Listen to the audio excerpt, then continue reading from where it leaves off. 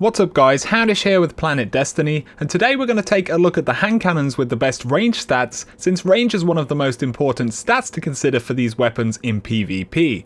We'll start with a brief look at the top performers, and then we'll take a look at the hand cannons which sit pretty closely to those godly IS Lunas and Palindromes. When we look at the IS Luna or the Palindrome, the standout thing about them is primarily their range capability. Both weapons start at a base 38 and 39 range respectively, but with the use of rifle barrel they can both hit range stats of 62, which is the maximum range you can achieve on these particular weapons. This range stat is important because firstly it will improve your effective range, by extension you'll see the least amount of damage drop off available, but secondly range stat reduces the bloom effect or spread of bullets from hand cannons, essentially making them more accurate across the board, which is why these ultra high range hand cannons are so popular.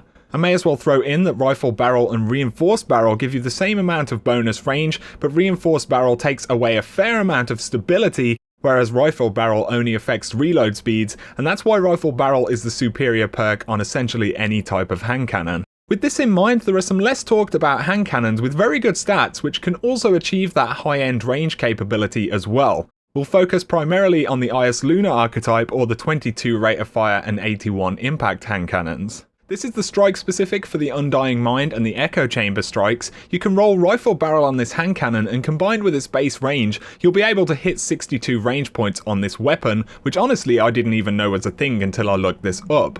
Seeing as this weapon has such great range, why don't we see more of it in PvP? Well, initially this weapon has a relatively low stability stat compared to IS Luna, which is a contributing factor along with the slower equip speed, making the weapon less snappy in general. However, the main reason I can see is that it's just hard to get a good roll of this weapon. There are 40 plus bonuses that you can roll on this thing, which really dilutes your chance at getting a good roll. Some weapons to mention here would also be the old FWC hand cannon, the Fulcrum, which could also hit that max range stat but features a lower max size and generally poorer stats for PvP. Either way, if you do have one lying around, be sure to check out the rolls on that thing. Also, the Ace of Spades can hit the range stat of 62, but that's using reinforced barrel, which of course affects stability a lot. On top of this, it's a hunter exclusive weapon, so I'm not going to look any further into this one for the purposes of this video. Up next though we have Finale's Peril. This is a pretty exceptional hand cannon. In terms of range, it has one less range point than the IS Luna at base, so with rifle barrel you're going to see 61 of 62 possible range points, basically putting it up there with the best ranged hand cannons in the game.